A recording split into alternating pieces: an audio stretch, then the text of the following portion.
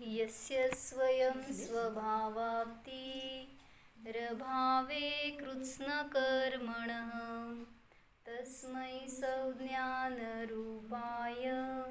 नमोस्तु परमात्मने। जगत पूज्यपाद आचार्य भगवान की जय।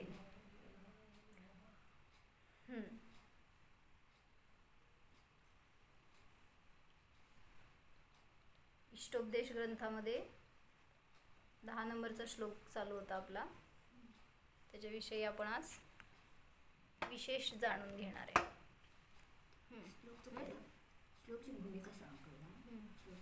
विराधकः कथं हन्त्रे जनाय परिकुप्यति त्र्यंगुलं पातयन् पद्भ्यां स्वयं दंडेन पात्यते। काय सांगितलं अर्थ? विराधकः कथं हन्त्रे जनाय परिकुप्यति। विराधक जीव म्हणजे ज्याची विराधना झाली आहे, जो त्रस्त झालाय कोणाकडून, ज्यांनी विराधना केली आहे असा तो विराधक, तर कोणी मारणाऱ्या जनांविषयी क्रोध का करेल? ज्यांनी त्याची विराधना केली आहे तो येऊन ह्याला जर त्याचं रिवेंज घेतोय, काय म्हणायचं, त्याचं बदला घेतोय, तर त्याच्यावर क्रोध करायचं काय कारण? म्हणजे का करतोय? करायला नको, कारण ते त्यांनीच पेरलेलं होतं, त्यालाच भोगावं लागणार। त्र्यंगुलम पातयन पद्भ्याम, पद्भ्याम म्हणजे 2 पायाच्या द्वारे, त्र्यंगुल पाडणारा स्वयं दंडाने पाडला जातो। म्हणून सांगतायत काय करा, कोणाविषयी वैर अंतरंगामध्ये ठेवून घेतला तर नियमाने त्याचं फळ भोगावं लागणार। म्हणून सांगतायत काय करा, असे प्रसंग येणार जीवनामध्ये की कोणी विरोध करणार, कोणी आपल्या मनाच्या विरुद्ध वागणार किंवा आपली निंदा करणार, असे आलोचना करणार, असे लोक भेटणार तुम्हाला। पण त्यांच्याविषयी जितका आपण वैर धरून ठेवणार आणि त्याचं पुन्हा पुन्हा ते फेडायचे भाव करणार, तर नियमाने पुन्हा दुःखाला प्राप्त होणार, पुन्हा तशाच कषायांमध्ये अडकणार।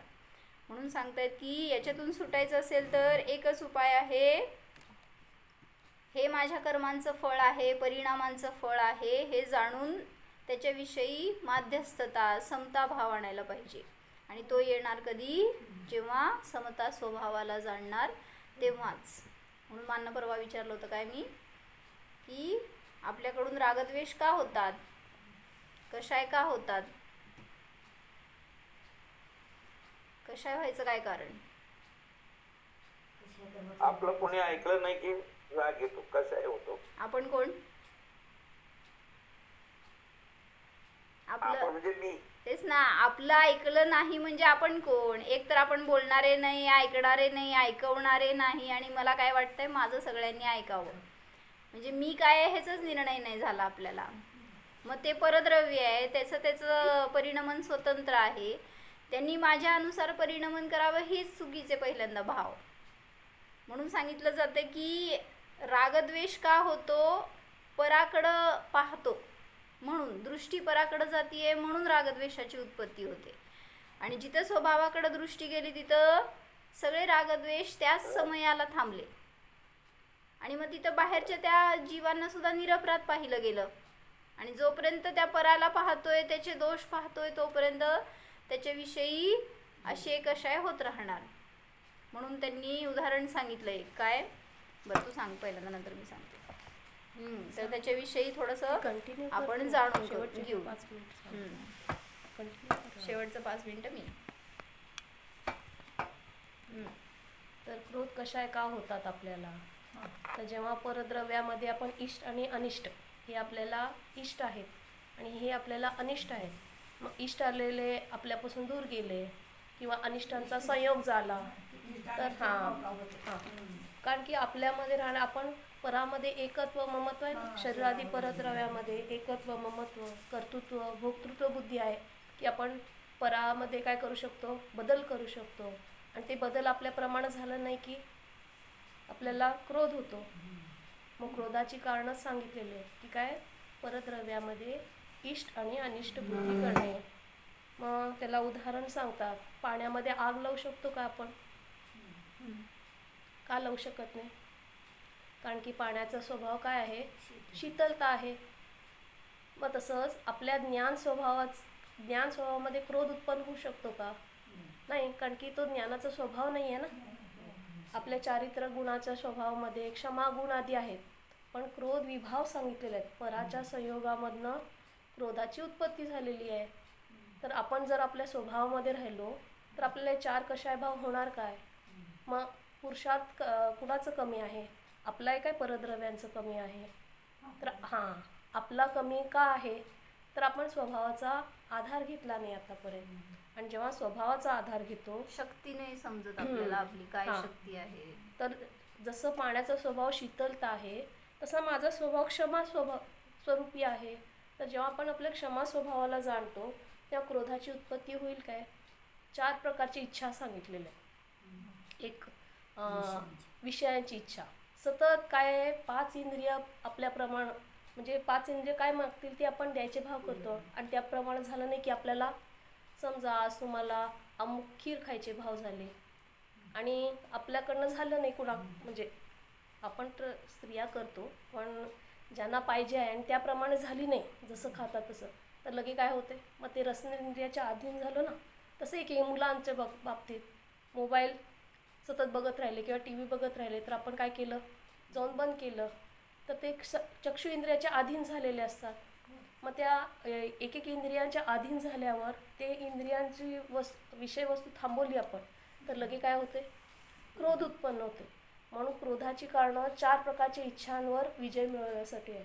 तर काय काय? विषयांवर विजय मिळाला पाहिजे, नंतर कषायांवर, नंतर पुण्योदयजनित आपल्याला जी भोग सामग्री मिळालेली आहे त्याच्यामध्ये एवढा अधीन होतो की प्रत्येक ते भोग सामग्री आपल्या प्रमाणावर राहायला पाहिजे.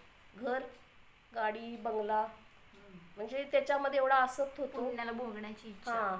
आणि नंतर पापोदयजनित शरीरामध्ये रोग होऊ नये.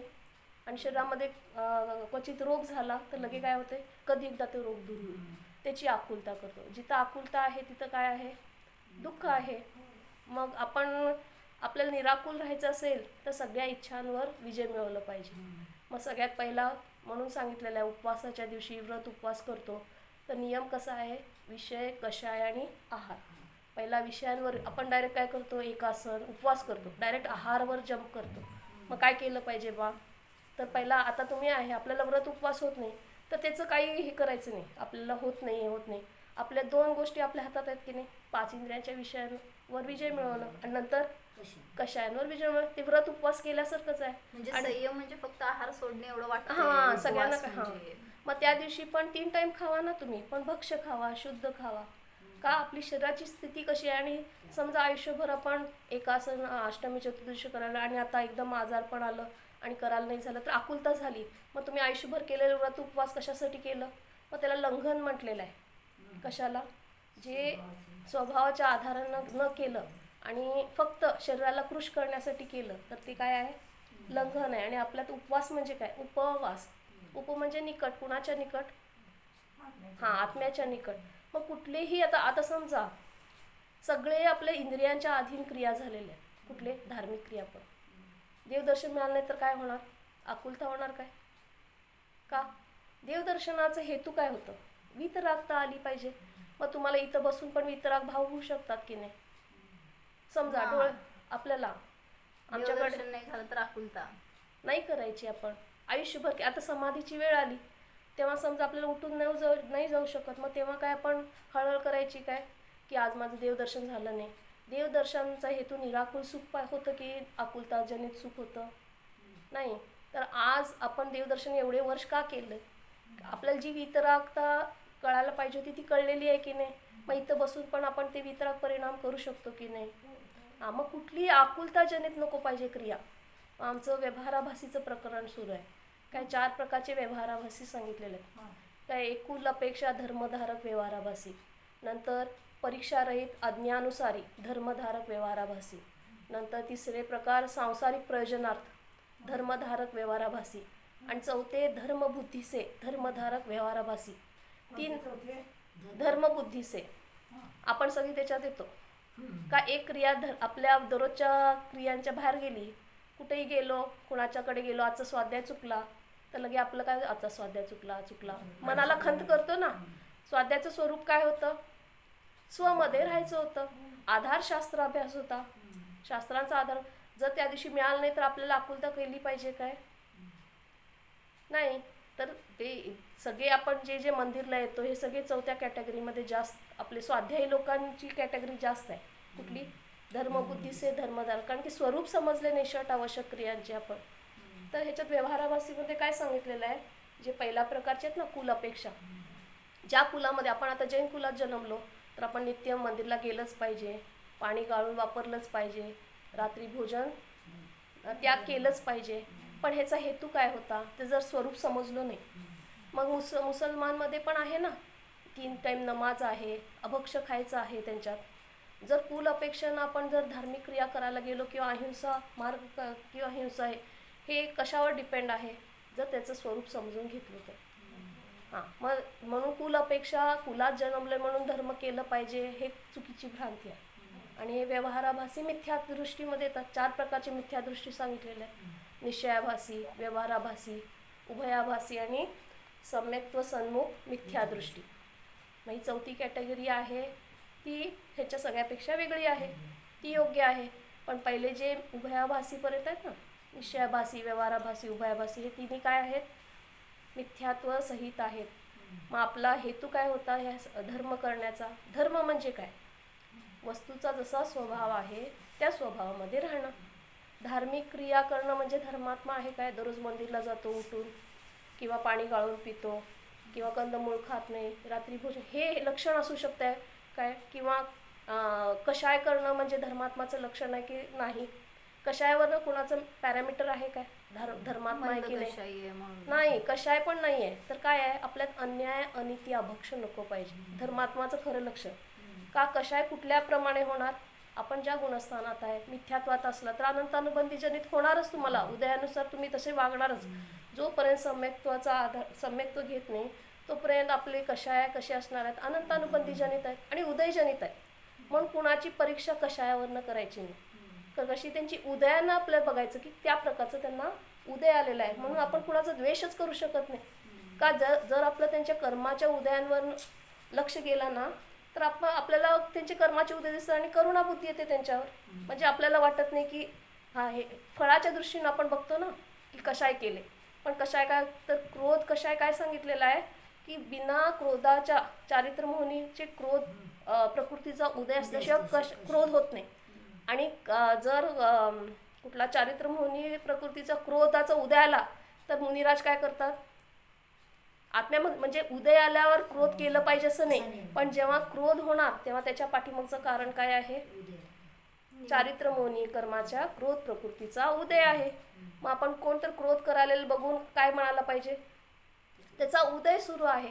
तसंच मान कशाय कोण करत असेल तर आपल्याला काय दिसलं पाहिजे? पूर्व बांधलेल्या कर्माचा त्याचा उदय सुरू आहे. किंवा मायाचार केले, आपण लगे काय करतो? लगे त्यांना डिफाईन करतो. हां, डिफाईन त्यांना करून त्यांनी धर्मात्मा नाही आहे. का? धर्म करणारे कशाय करू शकत नाही असं आहे काय? कारण की उदय लपलेला आहे काय? मुनिराजांना कुठला उदय सुरू आहे? संज्वलन, क्रोध, मान, मायालोभ. क्रोध कधी गेला? तर 11व्या आणि 12व्या गुणस्थानवरती जे मुनिराज आहेत ते यथाख्यात्वाती, म्हणजे चारित्र प्रगट झालेलं आहे. तर चारित्राची अपेक्षा पण तशीच सांगितलेली आहे. खरं चारित्र म्हणजे कुठलं आहे? महाव्रत आहे का अनुव्रत आहे? तर यथाख्यात चारित्र सांगितलेलं आहे. कारण की हे महाव्रत पण अनुव्रत, मुनिराज त्यांना काय म्हणतात? चारित्राचं मन म्हटलेलं आहे. का? ज्या स्वभावामध्ये उपयोग टिकू शकत नाही आहे म्हणून त्यांनी बाहेरून काय करत आहेत? पालन करत आहे. पण त्या पालन करण्याला त्यांनी योग्य मानत नाही. का? पूर्ण वितराग दशा प्राप्त का केलेली आहे त्यांनी? वितराग दशा का गेलेल्या आहेत? तर खरं कारण काय आहे? तर स्वभावामध्ये राहण्यासाठी. आणि स्वभावामध्ये सतत राहू शकत नाही म्हणून जेव्हा बाहेर येतात तेव्हा 5 महाव्रत, 5 समिती, 3 गुप्ती, परिश आणि काय आहे ते संवराची कारण आहेत ना, गुप्ती, समिती, धर्मानुप्रेक्षा, परिषजय, चारित्रही असं सांगितलेलं आहे. पण ते व्यवहार चारित्र सांगितलेलं आहे. पण खरं चारित्र काय आहे? पूर्ण वितराग परिणती. मग आपण मुनिराज झाल्यावरच वितराग परिणती होणार काय आपल्याला? काय आपण श्रावक अवस्थेत करू शकतो? हां, एक देश चारित्र सम्यक दृष्टीला सांगितलेलं आहे. का? तर जेवढा अनंतानुबंधीचा घात झालेला आहे तेवढं चारित्र्य प्रगट झालेलं आहे की नाही गृहस्थाला, चतुर्थ गुणस्थानवरतीला. तर तिथं जेवढं हे झालं उलट ते जास्त प्रगट आहे. कारण की सगळ्यात मोठी कडी कुठली आहे? अनंतानुबंधीची आहे. आणि अनंतानुबंधीवर विजय मिळवला म्हणजे पूर्ण तेवढं झाकली आपण खिडकी कुठली? कषायांची. मग थोडं तरी चारित्र्य प्रगट झालंय की नाही? काय महाव्रत आणि अनुव्रत घेतल्यावर ते घेणं गरजेचंच आहे. पण आपण जर खंत करत बसलो, अरे मी अनुव्रत घेऊ शकत नाही, महाव्रत घेऊ शकत नाही. श्रेणिक राजा कुठे आहेत? अनुव्रती होते काय महाव्रती होते? पण सुखी होते की नाही? का सम्यक्त्वाचं लक्षणच आहे की सुखाची उत्पत्ती. मग आपल्या बाह्य चारित्र्यामध्ये आपण काय करवलं हे उद्देश बघण्यापेक्षा आपण सुखी आहे की नाही, किंवा बाह्य चारित्र्य घेऊन दुःखी राहिलो तर पालन नीट जमलं नाही. तर पहिलं विजय आपल्या विचारांवर करायला पाहिजे. जी सतत आकुलता आहे ना इच्छांची, की हे आपल्या मनासारखं झालं पाहिजे, मन अनुकूल झालं पाहिजे. ते म्हणतात मग तुम्ही घरात बसूनच अनुभूती घेताय तर कोण घेतील दीक्षा मग? मग ज्याची शरीराची स्थिती खरंच चांगली आहे तो घरी बसू नये, त्यांनी दीक्षा घ्या. पण ज्याची शरीराची स्थिती योग्य नाही आहे, समजा त्यांना पित्त होत नाही, आता महाराजींच्या वेळेला तसं झालेलं आहे ना, दीक्षा घ्यायला गेलेले आहेत पण शरीर अनुकूल नव्हतं म्हणून दिले नाहीत महाराजींनी. मग तसं होते ना, बरं त्यांची शरीराची स्थिती चांगली झाली तेव्हा त्यांची दीक्षा झाली. मग आपली शरीराची स्थिती कशी आपल्याला कळलं पाहिजे ना. आपण पहिला घरी 6 महिने अभ्यास केला पाहिजे, आपल्याला एकासन जमते काय, जमत असल्या. आणि उडी मारायची कधी आहे? जेव्हा मोहावर विजय मिळवलाय तेव्हा. जर घरी राहून मोह करत असेल तर बाहेर जाऊन पण मोह करणार की सुटणार आहे? मोह कधी सुटणार आहे? घर सोडल्यावर मोह सोडणार आहे काय मनातनं मोह सोडणार आहे? जोपर्यंत शरीरामध्ये एकत्व, ममत्व, कर्तृत्व, भोक्तृत्व बुद्धी आहे, मग आपण प्रसिद्धीच्या मागं जाणार की नाही सांगा? घर सुटलं पण प्रसिद्धी सुटली काय? ह्या शरीराच्या नावाची प्रसिद्धी आहे की नाही सगळ्यांना? दीक्षा घेऊन पण का होते? का मोह सुटलेला नाही? हे शरीर म्हणजे मी आहे. आणि जो आत्माराधना करतो ना, बडे पंडितजींचं उदाहरण आहे. रवींद्र पंडितजी फक्त 3 ठिकाणी जात होते. ते आमायनला राहत होते. तिथून द्रोणागिरीला जायचे आणि सोनागिरी. त्यांना प्रसिद्धीपासून खूप लांब, पण चर्या महाव्रतींसारखी. शेवटी जेव्हा त्यांचं ध्येय परिवर्तन झालं ना, ते शौचक्रिया आदी करून आले. वस्त्रांचा त्याग होता तेव्हा. आले आणि बसले खाली आणि झोपले. मला आता वस्त्र घालू नका म्हटले आणि 12 पाहुणा म्हणाला सुरू करा म्हटले. आयुष्यभर त्यांनी दीक्षेचे भाव केलेले, शेवटी पूर्ण त्याग केले त्यांनी. मग जीवन त्यांचं कसं होतं? समाधीमय होतं. म्हणून मरणच्या वेळेला आकुलता नव्हती. मरण कसं झालं? सहज झालं आणि समाधीमय. आपण किती विचार केलो आपलं असं होऊ दे, तसं होत नसेल. हां. आणि जिथं प्रसिद्धी आहे तिथं अपवाद पण आहेत. म्हणजे प्रसिद्धीच्या मागं नसणारे पण आहेत. आपले वीरसागर महाराजी, त्यांना काय होतं? सगळ्यांना योग्य ते कळू दे, जे अनुभूतीचा विषय आहे ते सगळ्यांपर्यंत जाऊ दे, हा हेतू होता. म्हणून त्यांना वाटायचं सगळे येऊ देत, हे समजून घेऊ देत. पण ते आपली प्रसिद्धी होते ह्याच्या मागं नव्हतं. पण आता बघतो ना सगळीकडं आपण की किती म्हणजे त्या ह्याच्या मागं एवढं लागलेलं आहे की लोक त्यांचं अहोभागत केलं नाही तर लोकांना त्यांनी सऱ्या म्हणजे ह्याच्यावरनं सांगतात की निंदा करतात. मग निंदा आणि प्रशंसा परीक्षावर विजय मिळवले का त्यांनी? 22 परीक्षामध्ये निंदा परीक्षा आहे. आणि त्याच्यासाठी आमच्या स्वाध्यायामध्ये मी उदाहरण दिलेले वीरसागर महाराजींचं. वीरसागर महाराजी सोलापूरकडे निघालेले आणि नंतर मध्ये त्यांना निर्याकडे जायचे भाव झाले. सगळे श्रावक पुढे गेलेले आणि ते निराकडे वळताना कोणतं पाठीमागून येऊन ॲसिड फेकलं पाठीवर त्यांच्या. पण त्यांना विचार काय आला, आता मी जर सांगितलं तर ही लोक आपल्यावरचे येऊन त्यांच्यावर विरोध करून उगाच त्यांच्यामध्ये क्लेश होणार, म्हणून ते गप्प तसेच निघून आले पुढे. आणि जेव्हा आहाराच्या वेळेला त्यांच्या पाठीवर ते फोडी त्यांनी बघितलं तेव्हा त्यांनी म्हटलं असंच माझा कर्माचा उदय होता. ते लोकांचं नाव पण घेतलं नाही. मग हे का झालं? तिथं त्यांना सांगता आलं असं ना सगळ्यांमध्ये जाऊन किती लोक गावाची अशी आहे तशी आहेत म्हणून. पण त्यांचे हेतू काय होता? माझं थोडं कर्म संपलं. मग असं सगळ्यांनी विचार केला. घरात हे कुठनं आला अभ्यास? तर एक जेव्हा गृहस्थमध्ये ते हा अभ्यास मोहावर, शरीरावरचा मोह, हे त्याच्यावर विजय मिळवणं गरजेचं आहे. मग हे बारीक बारीक गोष्टी असतात, आपण सहन करायला पाहिजे. 2 गोष्टी बरेच जण फोन करून आपल्या घरातलं सांगतात. मी म्हटलं 2 गोष्टी करायचं जर संसारात पडलाय तर, एक सहन करायचं आणि क्षमा करायचं. द्वेष कधी होतो? क्षमा करायची आणि सहन करायचं. पहिलं सहन करायचं, आपला कर्माचं उदय स्वीकारायचं आणि नंतर क्षमा करायचं. द्वेषभाव कधी होणार माहिती आहे? जेव्हा आपण बदलीचे भाव येणार ना, तेव्हा द्वेष. एकेकांची 6-6 महिने काय काय वर्षानुवर्ष की अमुक व्यक्ती असं मला केलेला तो द्वेष. आणि बदलाची ती प्रवृत्ती कुठं होते? अनंत अनुबंधी क्रोध मान माया लोभ म्हणजे काय आहे? तर तिथं बदला घ्यायची बुद्धी होते की माझं असं केलं ना, मी त्याला बघून घेतो.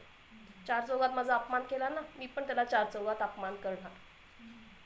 किंवा त्यांनी माझं एवढं लुबाडलं ना, आता मी त्याचं डबल लुबाडणार. त्यांनी मला असं फसवलं ना, मी त्याला असं फसवणार. तर सगळ्याचं कारण काय आहे? लोक कशा आहे? त्या आहारी जाऊन 5 पापं पण करतोय आणि क्रोध मान माया लोभ कशा आधी करतोय. तर विजय मिळवणं तर कशांवर आणि पापांवर. म्हणून आपण प्रतिक्रमण करताना म्हणतो ना, मन वचन काय कृतकार्यतानु मदत. 5 पाप आपल्याकडनं घडली असतील, 4 कषाय भाव झाले असतील, हे तर म्हणतोच. पण त्याच्यावर आणि काय म्हटलं पाहिजे प्रतिक्रमण करताना? की शरीरादी परद्रव्यामध्ये जे एकत्व महत्त्व कर्तृत्व भोक्तृत्व बुद्धी आपण केलेली आहे, त्याचं जनक हे 5, त्याचे कारण हे 5 पाप आणि 4 कषाय. मग आपण ह्या बुद्धींवर सगळ्यात मोठा अपराध 5 व्यसन सप्तव्यसन किंवा 5 पापांना म्हटलेलं नाही आहे. काय समयसारमध्ये बंधाधिकारमध्ये काय सांगितलेलं आहे? की हा अपराध आहे कोणता? परद्रव्यामध्ये एकत्व ममत्व कर्तृत्व भोक्तृत्व बुद्धी करणं, हे काय आहे? महान अपराध सांगितलेला आहे. कर्माच्या बंधाचं कारण. हां, म्हणजे सप्तव्यसनापेक्षा जास्त अपराध ह्याला सांगितलेला आहे. किंवा 5 पापांपेक्षा मोठा अपराध काय आहे? परामध्ये आपली ही वृत्ती करणं. मग आपल्याला जर 5 पाप कशापासून रोखायचं असेल तर काय केलं पाहिजे? तर आपल्याला परद्रव्यामध्ये किंवा शरीरच आपल्या शरीरापासून परत सगळे जे संयोग आहेत, नोकर्म आहेत, चेतन अचेतन, सगळ्यामधनं काय बघता आलं पाहिजे? ते माझ्यापासून भिन्न आहे. सतत भेद ज्ञान केलं पाहिजे. समजा मनात सतत विकल्प आले तर तेव्हा लगेच त्या विकल्पांना हे ज्ञेय मात्र आहे. ते ज्ञेय वस्तू पण माझ्यापासून काय आहे? भिन्न आहे. सतत भेदज्ञान करायला आपल्याला काय करायला लागते? जाणणार आहे हे समजलं. हां, मी शरीरापासून भिन्न आहे. कुठलाही उदय येऊ दे, लगेच काय केलं पाहिजे? भेदज्ञान केलं पाहिजे की मी ह्या सगळ्या उदयापासून भिन्न आहे. ते उदयांना जाणणारा मात्र मी आहे. लगेच शांती येते की आकुलता होते? आकुलता कधी होते माहिती आहे? ते उदयांचा विचार करत बसलो, असं का झालं तसं का झालं, मग ह्याची कारणं कोण आहेत? मग आपण दोषारोपण करायला सुरू करतो परद्रव्यांवर. उदय बदलायचा प्रयत्न केला हां. तरी सुद्धा आकुलता होते. आपल्या अनुकूल झालं नाही उदय. क्रोध कशाचं कारणच सांगितलं ना, मनोअनुकूल वस्तू झाली पाहिजे असा विचार असतो ना सतत आपला. तर काय मनोअनुकूल होणार आहे? काय कशा अनुकूल होणार आहे? काय ठसका लागत. काय ऐकलं? काय समजलं सगळ्यांना? नवीन वक्ता मिळाला होता तुम्हाला आज. कशावर आणि कशावर कसा म्हणजे बाहेर कोणावर विजय मिळवायचा विचार करतो तो विजयी होत नाही. कधी विजयी होणार? राणीताई, कोण विजयी होणार? कधी होणार? माझ्या मुलांनी, माझ्या मुलींनी, माझ्या नवऱ्याने असं वागावं असं विचार करणाऱ्याला तसं फळ मिळत नाही. म्हणजे तुम्ही दुसऱ्याला बदलायला चाललाय तर ते बदलणार नाही आहेत. म्हणून सांगतायत काय, तुमचे उदय असे आहेत ना तर तुम्हाला असा संयोग मिळतोय आणि तुम्ही त्या संयोगाला बदलण्याचा प्रयत्न करताय तर नियमाने कशा होणार परत? म्हणून सांगतायत आलाय ना संयोग तुम्हाला सानिध्यामध्ये तर स्वीकार बस. जसं अंजनेनी स्वीकार केला नाही का? किंवा म्हणलं त्या नीली होती, काय तिचं नाव? सती नीली, किंवा आता झालेली आमची कमलश्री नीली सती, तिला पण असं विरुद्ध सहवास मिळाला, नवरा विरुद्ध, म्हणजे अजैन कुळ मिळालं होतं आणि ते तिला जैन धर्मापासून परावृत्त करत होते. मग हा संयोग कोणी मागितला? कोणी का मिळाला? मग त्या धर्मापासून तिला परावृत्त का व्हावं लागलं? पण ती त्याच्यामध्ये किती स्थिर राहिली. आणि उलट तिच्या परिणामांनी सगळे घरातले परिवर्तित झाले. म्हणजे म्हणून सांगायचंय आपण कशाय करतोय, द्वेष करतोय, तर उदय बदलणार नाही आहेत. उलट आपण अजून त्या उदयांची स्थिती वाढवली, म्हणजे त्या कर्मांची, आणि अजून अनेक काळापर्यंत तसे उदय भोगावे लागणार. म्हणून सांगतायत काय, तुम्ही माताजींनी एक उदाहरण सांगितलं की 3 प्रकारच्या चेतना आहेत. कुठल्या? कर्मचेतना, कर्मफलचेतना आणि ज्ञानचेतना. काय तर त्याच्यामध्ये एक उदाहरण सांगितलं होतं अम्मांनी की म्हणले एकेंद्रियांना कुठली चेतना? कर्मफलचेतना आहे. का? हां, तर त्यांनी इथं अम्मांनी काय एक वाक्य सांगितलं, प्रतिकार करू शकत नाहीत, पण प्रतिकार करायचा नाही असं नाही आहे. म्हणजे एकेंद्रिय कोण? आता झाड वगैरे आहे समज, त्यांच्या अंगावर कुऱ्हाड जरी तुम्ही मारताय तरी सुद्धा ते स्थान सोडून दुसरीकडे जाऊ शकत नाहीत. अग्नी पेटवतात, हां, ते सारखं येता जाता कोणी पण त्याचं काय पत्ते वगैरे काढणार, तोडणार. म्हणजे त्यांना आहे दुःख, नाही असं नाही. तिथं प्रतिकाराची इच्छा पण आहे, पण तसा म्हणले अम्मा वीर्यांतराय कर्माचा क्षयक्षम नाही आहे. जबरदस्त वीर्यांतरायाचा उदय आहे, त्याच्या निमित्तात ते कर्म करू शकत नाहीत, प्रतिकार करू शकत नाहीत. म्हणून तिथं फक्त कर्म फल चेतना आहे. आपण काय करतोय हो? आपल्याला वाटतं आपण सगळं सहन करतोय, पण आपल्यात पण हे परिणाम आहेत अंतरंगामध्ये की मला ते तसं भोगायचं नाही आहे, त्यांनी माझ्याशी असं वागू नये, त्याला मी असं दाखवून देणार. हे सगळं तिने आता सांगितलं. सगळं म्हणजे प्रतिकाराची भाव चालू आहेत ना, तर तिथं नंतर ते क्रिया पण दिसतील. मग मुनिराजांच्या मध्ये कुठली चेतना आहे हो? म्हणजे त्यांनी विचारलं कर्मफल चेतना का नाही म्हणायचं मुनींना. जसं म्हणले ते झाड सगळं येते उपसर्ग, तर ते निमुट आहे. मग तसं मुनी पण नाही आहेत का हो? गळ्यात तुम्ही साप टाकलाय, शेगडी ठेवली आहे डोक्यावर, ते पशु खातायत, काय ते बाणांनी छेदलं, मग तिथं मुनींनी कुठं प्रतिकार केला? मग कर्मफल चेतना आहे की नाही? कर्मफल चेतना का नाही म्हणायची त्याला? तर सांगितलं की कर्मफल चेतना म्हणजे ते कर्माचं फळ भोगत असताना आकुलतेचे भाव आहेत, संकलेश आहेत अंतरंगामध्ये, प्रतिकाराची इच्छा आहे. पण मुनींना असे भाव नाही आहेत. अंतरंगातून त्यांचे भाव कसे आहेत? काय करतात मुनिराज? जेव्हा उपसर्ग येतो तेव्हा पुन्हा मला विरोध करायचा हे भाव नाही आहेत त्यांचे. हां, तिने आता सांगितलं सगळं. जर जेव्हा आम्हाला महाराजजींना उपसर्ग झाला तर त्यांना विरोध होऊ नये, त्यांच्यावर लोकांचा क्लेश जाऊ नये हे भाव होते, किंवा त्यांना सुद्धा स्वतःला तसे परिणाम न हो. कोणी केला हे पाहायला जात नाही. मुनिराज जेव्हा उपसर्ग होतो त्यांच्यावर आपण लगेच समजा कुठेतरी मंडळाची मीटिंग आहे आणि तुम्हाला कळलं की कोणी बायकांनी तुम्हाला विरोध केलाय, निंदा केली आहे, तुम्हाला काहीतरी अपशब्द बोललेत, तुम्ही काय करता हो? पहिला प्रश्न कोण? होय ना, असंच करता ना. आणि मग असं केल्यावर त्यातनं काय झालं हो? नियमाने त्या व्यक्तीविषयी द्वेष होतो. हां, तुम्ही काय करणार नाही करणार ती गोष्ट पुढची, पण ते कोण आहे जाणून घ्यायचं, म्हणजेच वैरत्वाचे भाव सुरू झाले. मुनींनी किती प्रयत्न केला हो?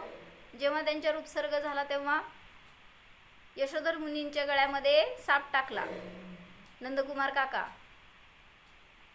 ऐकताय का?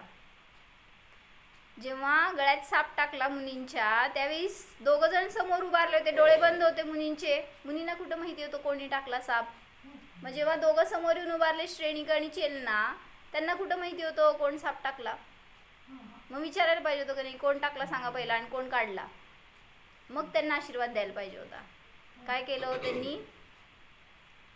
ज्ञानामध्ये तर झळकलं होतं कोण आहेत ते, पण विरोधाचे भाव नव्हते किंवा त्यांच्याविषयी वैरत्वाचे भाव नव्हते. त्यामुळे दोघांना समान आशीर्वाद दिला. तशी शक्ती आपल्यात. कोणी निंदा केली आहे आणि जवळ येऊन कोणी स्तुती केली आहे. कसे भाव आपले? निंदा करणाऱ्याविषयी किती आपण आनंदाने, स्तुती करणाऱ्याविषयी किती आपण त्यांच्याविषयी आनंदाने लगेच रिॲक्ट करायला जातोय. आणि तेच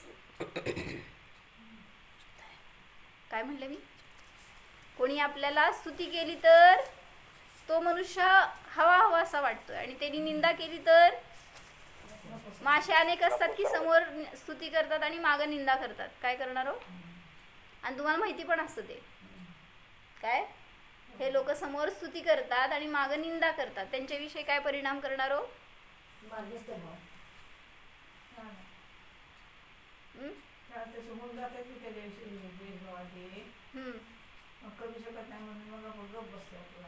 गप बसायचं काय? मग काय गप्प बसायचं. म्हणजे मायाचारी केली ना आपण पण, की आता मुनींना पण नाही का असं समोर बोलणारे असतात आणि मागं जाऊन विरोध करणारे असतात. मुनींचे परिणाम कसे, जसं झालं काय सोलापूरमध्ये आत्या, की संघ आला होता एक, आणि मग सोलापुरातल्या पंडितांनी त्यांचं स्वाध्याय घ्यायचं म्हणून महाराजांनी न्यायदीपिका शिकवली. त्यांची इच्छा खूप होती न्याय शिकायची वगैरे, शिकवली सगळी आणि खूप जिज्ञासेने त्यांनी शिकली सुद्धा.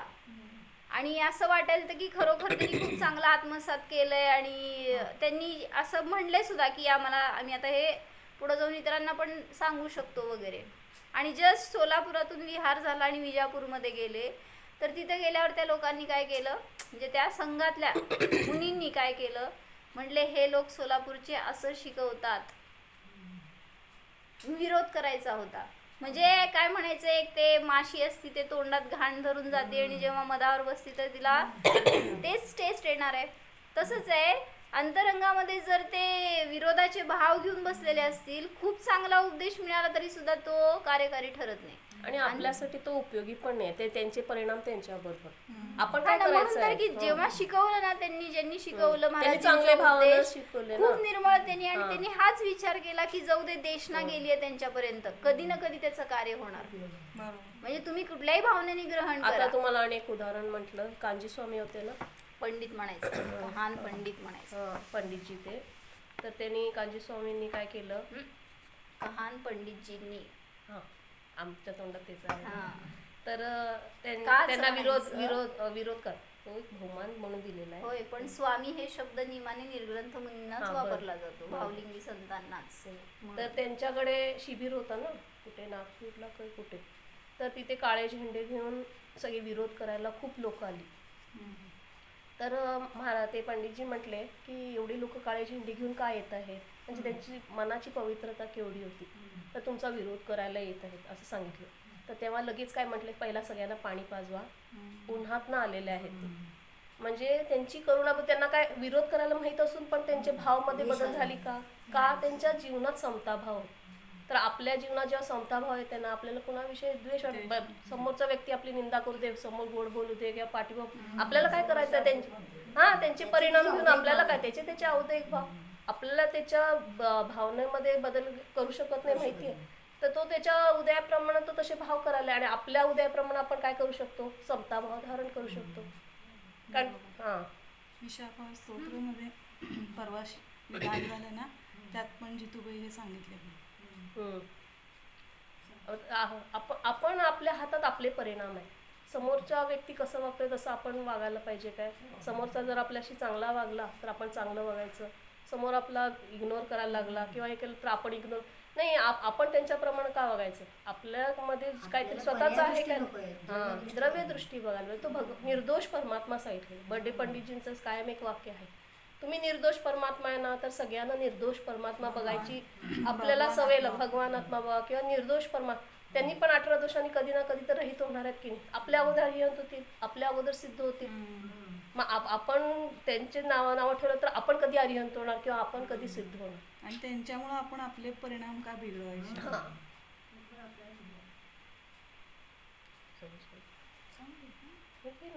इच्छा झाल्या का तुझ्या? तर पहिली इच्छा सांगितली ना, कुलापेक्षा धर्मधारक व्यवहाराभासी.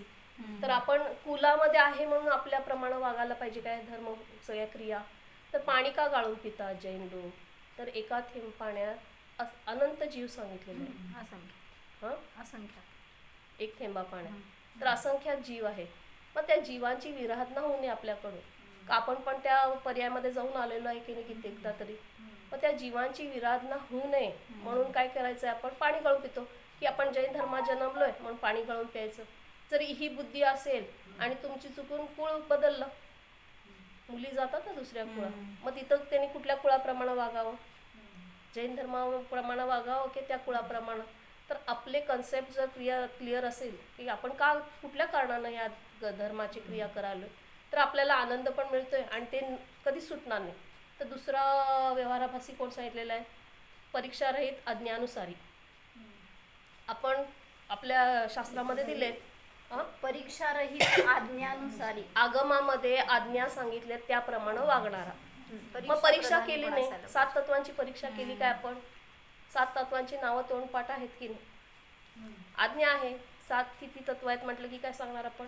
7 तत्व आहेत. त्यातलं जीव तत्व मी आहे की नाही, परीक्षा केली काय? किंवा हे शरीर अजीव आहे, कुणाच तर मरण झालं तर तेव्हा तेवढं म्हणतो, त्यातनं काही निघून गेला, जीव निघून गेलेला आहे आणि त्याचं देह इथंच राहिलेला आहे. पण जिवंत असताना आपण विचार करतो काय की तो जीव म्हणजे मीच आहे, माझ्यामध्ये ती शक्ती आहे, कुठली? चेतना शक्ती. मग ही परीक्षा 7 तत्वांची परीक्षा सांगितलेली आहे. मग कशाची परीक्षा करायची नाही? तर आज्ञानुसारी कधी व्हायचं? तर 3 गोष्टी सांगितलेल्या आहेत: सूक्ष्म, दूरवर्ती आणि अंतरित. तर सूक्ष्म म्हणजे काय? आपल्याला आपले कारमाण शरीर आणि तेजस शरीर दिसू शकतात काय? मग तिथं आज्ञा पाळायला पाहिजे की नाही? आगमामध्ये आगमाला चक्षु म्हटलेलं आहे. हां, तर कुणासाठी आहे तो? साधूंसाठी आगम चक्षु सांगितलेला आहे.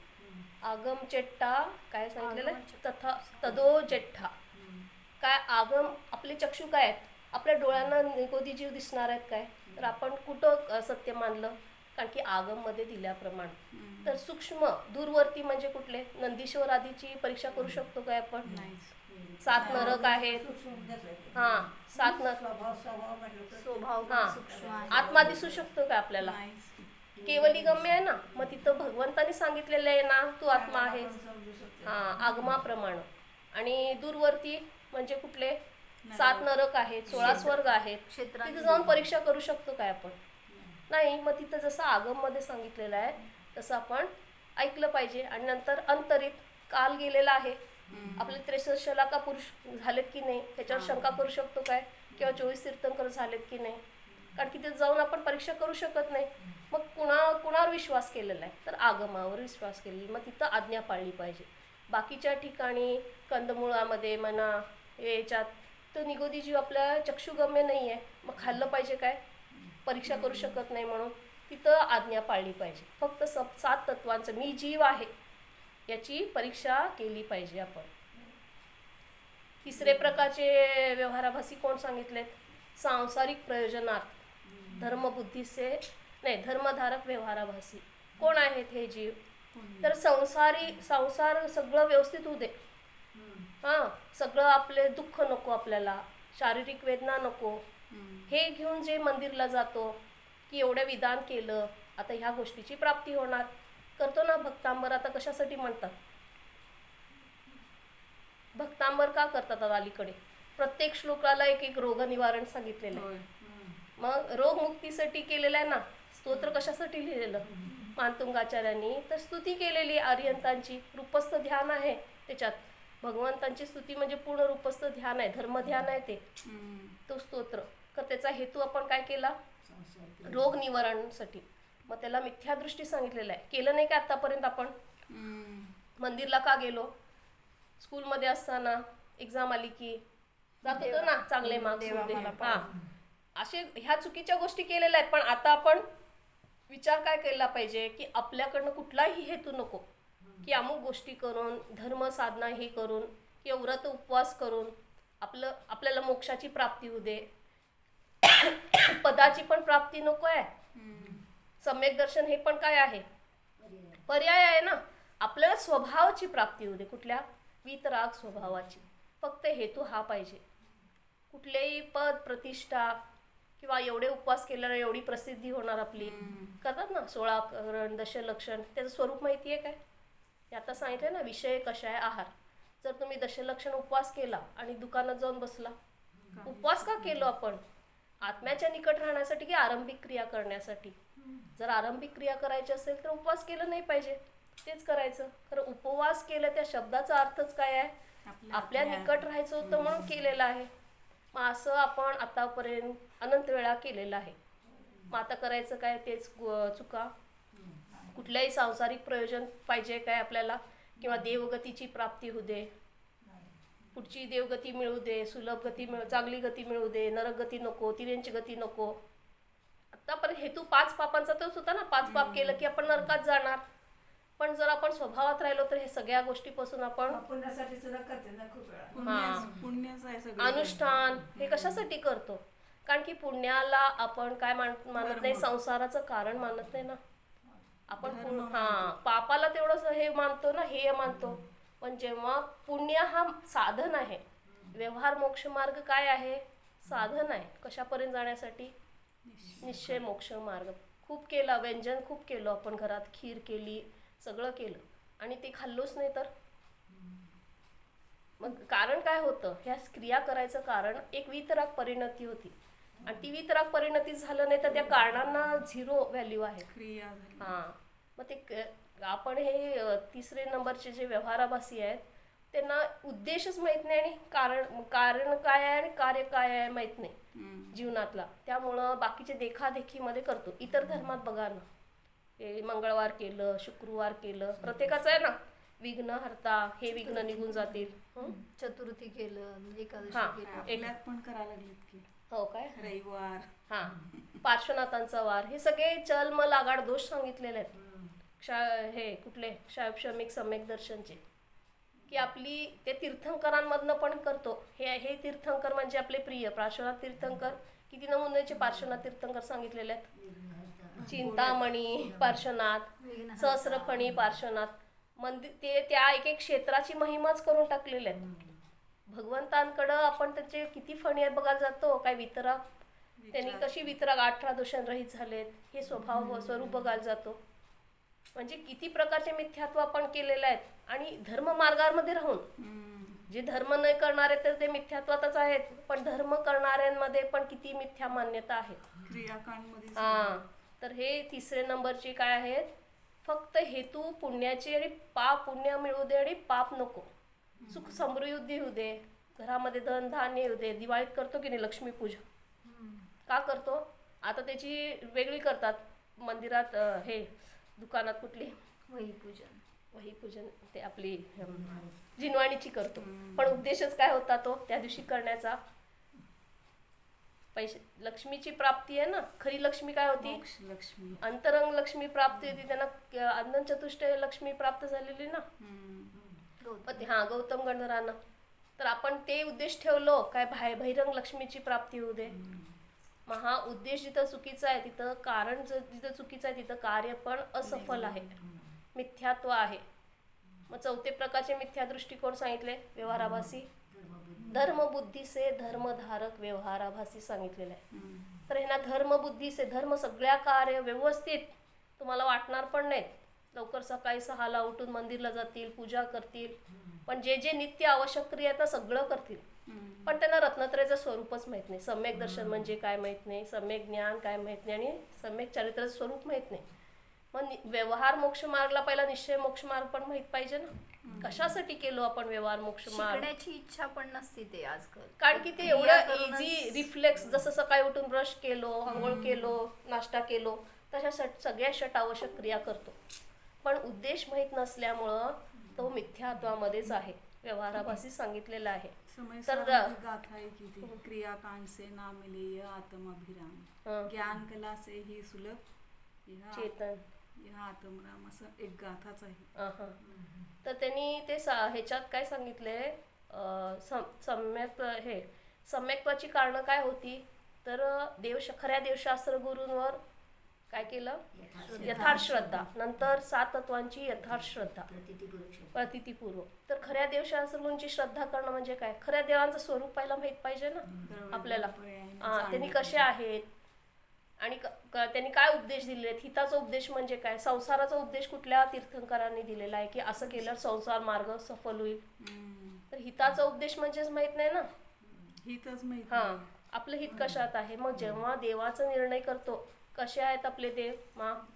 तर वितराग, सर्वज्ञानी, हितोपदेशी. वितराग म्हणजे काय? तर 18 दोषांनी रहित झालेले आहेत. मग आपल्यामध्ये आहेत ना ते 18 दोष. स्वभावानं आपल्यामध्ये पण निर्दोषताच आहे, पण आपण ह्या परामध्ये अडकल्यामुळं आपल्यामध्ये सतत या 18 दोष होत आहेत. राग, द्वेष, मोह, जन्म, जरा, मरण हे आहे ना. जोपर्यंत शरीराचा संयोग आहे तोपर्यंत हे 18 दोष आहेत. मग आपल्याला काय केलं पाहिजे की हे 18 दोषांपासून रहित होणार? एक कारण परमात्म्याचा आधार घेतला पाहिजे. वितराग स्वभावाचा आधार घेतला पाहिजे. नंतर 7 तत्वांचं यथार्थ निर्णय. मी जीव आहे, शरीरादीपासून भिन्न आहे. आश्रय घ्यायचा म्हणजे काय घ्यायचं हे समजत नाही ना लोकांना. आश्रय घ्यायचा कारण की ते दिसत नाही ना, त्यांना केलेल्या क्रियांमधनं काहीतरी केल्यासारखं वाटतंय. आश्रय घ्यायचा म्हणजे अनुभव अनुभव करायचा म्हणून तर आत्म्याचा. ध्यान करणं धर्म वाटत नाही. हा. क्रिया नाहीये त्यात काय. क्रिया म्हणजे धर्म वाटतो. आता हे सुद्धा सांगून आता ते शाब्दिक बदललंय आपण. अजून मूळ अभिप्राय कुठं अभिप्राय बदलणं गरजेचं. श्रद्धास्थान काय आहे आपलं? तर एक आपला निज कारण परमात्मा आहे आणि त्याच्या आधारे ह्या सगळ्या बहिरंग क्रिया सहज होतात. ते करावं लागत नाही, तुम्हाला उठून जावं लागत नाही मंदिरला. सहज त्या क्रिया आपल्याला जर त्या वितराग स्वभावाचं जिथं जाईल तिथं त्या ठिकाणी गेल्यावर आपल्या वितराग स्वभावाच्या नजीक जाईल तिथं सहज त्या क्रिया होऊन जातात. कोण फोर्स करावं लागते काय आज मंदिरला जा? म्हणून संस्काराचे बीज आपण घालू शकतो कुणावर, पण कुणाला आपण फोर्स करून त्या क्रिया करू शकत नाही. कारण की ह्या सहज क्रिया आहेत. जो व्यवहार मोक्ष मार्ग आहे ना तो सहज झाला पाहिजे आपल्याकडनं, ओढून ताणून नाही झाला पाहिजे. आणि जिथं ओढून ताणून आहे तिथं आपण परामध्ये बदल करायचा प्रयत्न करावे.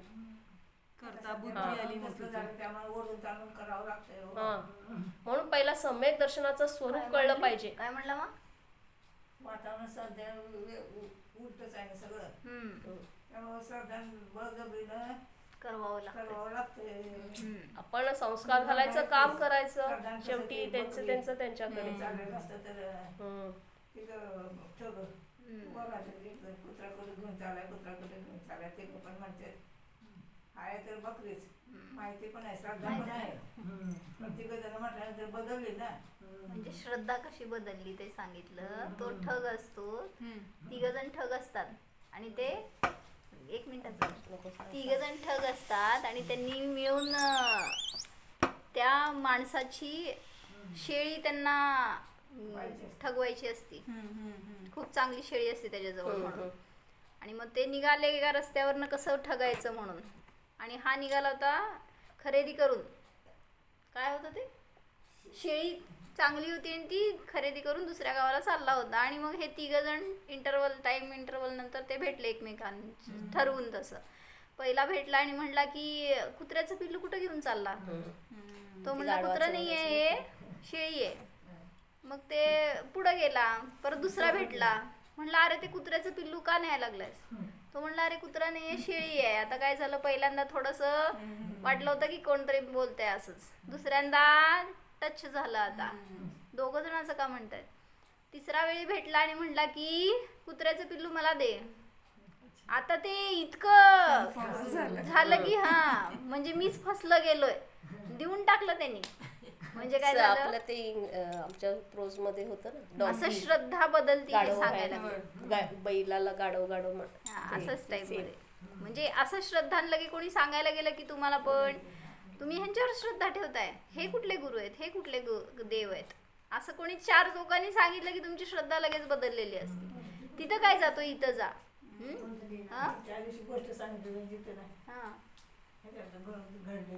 चर्चच्या बाजूला एक दारूचं अड्डा काढायचं असतं त्याला मनुष्याला एका. आणि तो फॉरेनमध्ये घडलेली घटना ही. आणि खूप मोठी बिल्डिंग बांधायची असते त्याला. काय म्हणायचं त्याला? बार बांधायचा असतो. तर त्या चर्च मधल्या माणसाने सांगितलं की इथं नका बांधू, हे धर्मस्थान आहे आणि अशा ठिकाणी करायला नकोय. पण तो म्हणला नाही, मी बांधणारच, मला लिगल परमिशन आहे म्हणला. आणि मग त्यांनी फार प्रयत्न केला विरोध करायचा, पण ते काय उपयोग झाला नाही. म्हणला तो देवासमोर बसून रोज फक्त एवढं प्रार्थना करायचं की असं स्थान हे बनायला नको कोणासाठी अनायत. आणि रोज असं त्याची भक्ती, तोपर्यंत त्याचं बिल्डिंग तयार झाली. पूर्ण खूप मोठी बिल्डिंग तयार झाली. त्याला एवढं मोठं क्वांटिटीमध्ये ते करायचं होतं तशा स्टाईलमध्ये. आणि ते तयार झाली पूर्ण. आणि हा रोज फक्त देवासमोर प्रार्थना करायचा.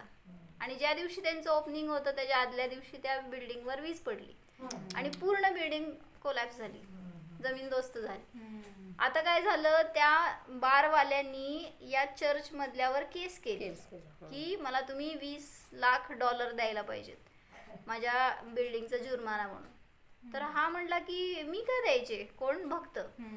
तर त्यावेळेस त्याची श्रद्धा इतकी दृढ झाली बारवाल्याची, तो म्हणला तू देवाला प्रार्थना केली ना म्हणून माझी बिल्डिंग पडली. OMG आणि हा तशा टाइप मध्ये. आणि मग त्यावेळेस तो म्हणला, भक्त म्हणला हे असं कुठं देवाला दर्शन केल्यावर असं काम होत असतं का. त्याची श्रद्धा तिथं पलटली असं सांगितलं त्यांनी. हो ना सार काय सांगितलं, श्रद्धा बदलायला वेळ लागत नाही. म्हणजे तुम्ही आजपर्यंत केलं होतं, अंगावर आलं ना संकट, पैसा द्यावा लागणार. हा? परिस्थिती आली की लगेच श्रद्धा पहिला बदलते. सगळ्यात घात श्रद्धावर हा, म्हणून सांगतायत पहिला निर्णय करा आपण कोणावर श्रद्धा ठेवतोय, ते स्थान किती दृढ आहे आपलं, किती आपली अजून करायला पाहिजे दृढता त्याची. कारण हे पुढं पुढं काळ सरकणार आहे ना, तर असेच लोक आपल्याला अनेक भेटणार आहेत. कारण तुम्ही एक आहे तर तुमच्या बाजूला 100 असे आहेत की जे विपरीत मार्गी आहेत. सच्चे देवशास्त्र गुरुचं स्वरूप आपल्याला जोपर्यंत निर्णय होत नाही, निर्णय केला की अनेक वेळा केला, पण सांगायचं की त्याच्यावर ठाम नाही राहत. हेच माझ्यासाठी आश्रयस्थान आहे, हे कुठल्याही परिस्थितीत तेच खरे देव, खरे गुरु, खरे शास्त्र आहेत. तिथं पण इतकं निर्णय दृढ नाही करून राहत. काय केलं, भगवंतांच्या भरोश्यावर राहिलो. हा. त्यांचं हे केलं नाही. स्वतःकडे आलो नाही. म्हणजे काय कदाचित तिथं कोणी तुम्हाला हे पण प्रॅक्टिकल दाखवेल की बघा भगवंतांच्या आश्रयाला गेल्याला कोणाचं कल्याण झालंय, असं दाखवतील उदाहरणं. लगेच तिथं पण छूत होतो जीव. म्हणून सांगायचंय कोणासाठी करायचं नाहीये, शब्दासाठी नाहीये. धर्म म्हणजे शब्दात नाहीये, परिणामामध्ये उतरायला पाहिजे. तर तिथं तेवढी विपरीतता आली, कोणी तुम्हाला च्यूत करायचा प्रयत्न केला तरी सुद्धा तुम्ही दृढ राहताल. पण शरीराचीच परिस्थिती बदलली ना, होऊ दे ना रोग होऊ दे, काय तुम्हाला वेदना होऊ देत ना, तिथं पहिला धर्म सोडलेला असतो. म्हणून सांगताय तिथं भेदविज्ञानाची कला पहिल्यांदा पाहिजे, तर तो जीव सुरक्षित राहतो. म्हणून काय करायला पाहिजे, हा मग पहिल्यांदा आत्मश्रद्धान करा, त्याच्यापूर्व खऱ्या देवशास्त्र गुरूंचा श्रद्धान सुद्धा दृढ राहणार. तत्वचिंतन केलं तर तत्वचिंतन केव्हा होणार, स्वाध्याय वगैरे रोज केला. स्वाध्याय आदीच्या द्वारे शुभ भाव राहणार आणि शुभातूनच शुद्धात जायला मार्ग आहे. आपण सतत शुभ अशुभातच जातोय, अशुभ अशुभातच जातोय. म्हणून सांगतायत थोडंसं अवलंबन स्वाध्यायाचं कशासाठी, पुढं सरकण्यासाठी. आणि त्या शुद्धाचंच ध्येय असेल तर आपला स्वाध्याय सुद्धा सफल आहे. हो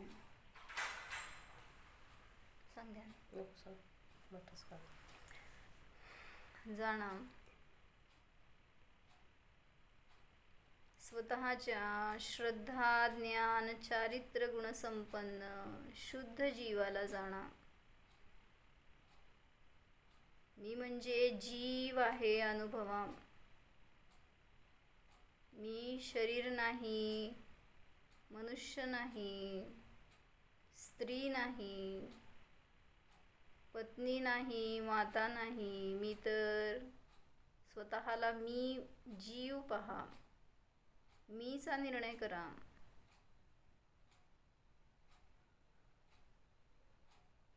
शरीरापासून भिन्न मी आहे.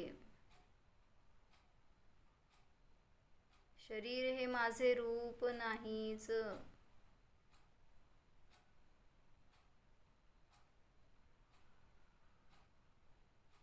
प्राप्त पर्याय म्हणजे माझा स्वभाव नाहीच.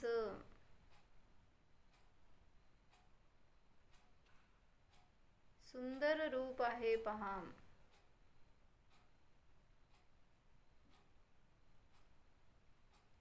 अमूर्तिक चिद घनपिंड स्वरूपोहम.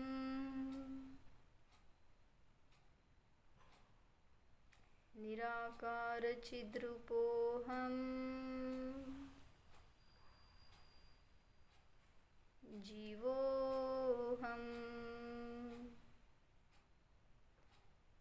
ओम